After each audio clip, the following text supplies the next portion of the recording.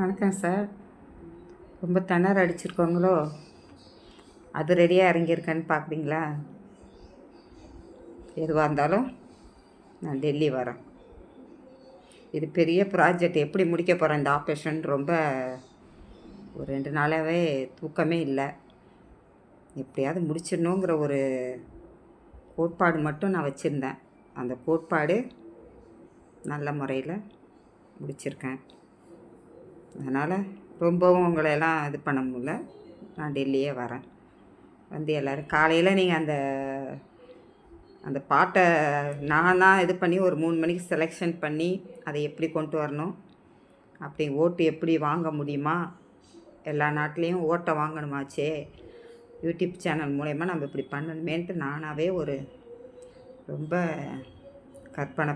கற்பனைனால உண்மையாக அது செய்யணும், சக்ஸஸ் பண்ணணுன்ட்டு ஒரு இருந்துச்சு.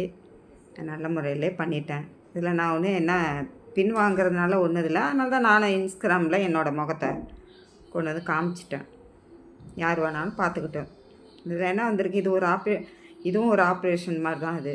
இந்த ஆப்ரேஷனை சக்ஸஸ் பண்ணி கொண்டு போகணும். அது நல்ல முறையில் நான் கொண்டு போயிட்டேன். அவ்வளோதான். இதில் அவங்களெலாம் பேசுறதுக்கு வேலையே கிடையாது. அவங்க உலக நாட்டுக்கும் அவங்களுக்கும் தெரியாது, இங்கே இருக்கிற நம்ம இந்தியாவுக்கும் தெரியாது, நான் எப்படி கொண்டு போகிறேன்னு தெரியாது. புரியுதுங்களா? அதனால் நீங்கள் யாரும்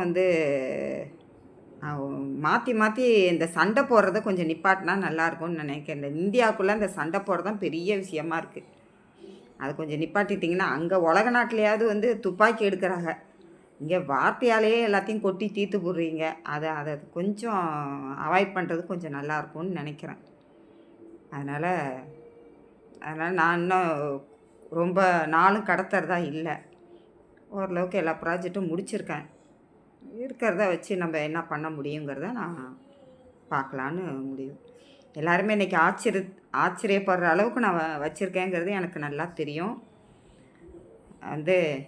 இந்த அளவுக்கு ஒரு பொண்ணாக நான் பிறந்து, ஒரு அரச குல பரம்பரையில், ராஜ சோழர் பரம்பரையில் பிறந்து, அந்த வரலாறை நான் கொண்டு வரத்துக்கு நான் பட்ட பாடு, இப்போ உலக நாட்டையே நான் என்னோடய அன்பு அவங்களுக்கும் போயிடுச்சு, அவங்க அன்பும் எனக்கு வந்துருச்சு.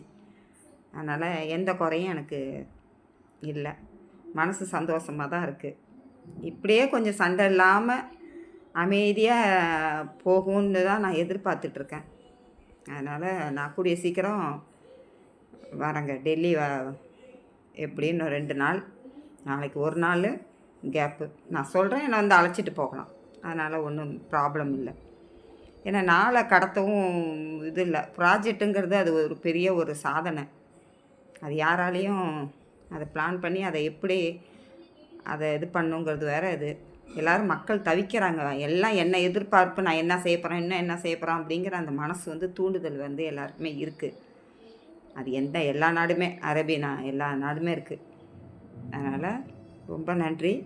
இது வரைக்கும் எனக்கு ஒத்துழைப்பு கொடுத்ததுக்கெல்லாம் ரொம்ப ரொம்ப நன்றி.